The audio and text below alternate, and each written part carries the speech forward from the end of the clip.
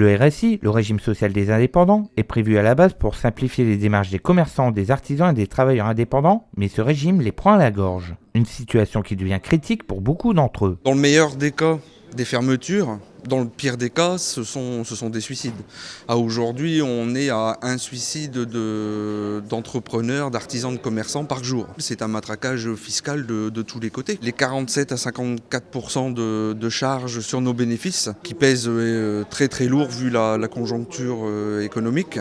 Là où aussi nous partons en guerre, je dirais, c'est contre la nouvelle taxation que nous avons pour le financement des syndicats. Des taux de charge qui augmentent chaque année, auxquels s'ajoute une protection sociale de plus en plus insuffisante. C'est 7 jours de carence pour pouvoir toucher les indemnités journalières.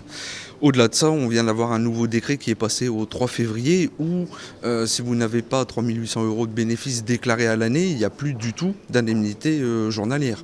On a des gens qui sont plus couverts socialement parce que pas de carte vitale, parce que pas reconnus, alors qu'ils continuent à payer leurs charges normalement. Face à cette situation, l'association Sauvons nos entreprises propose des alternatives modestes qui permettraient aussi de favoriser l'emploi. Les revendications, c'est une baisse du taux de charge sur nos entreprises à hauteur de 30%.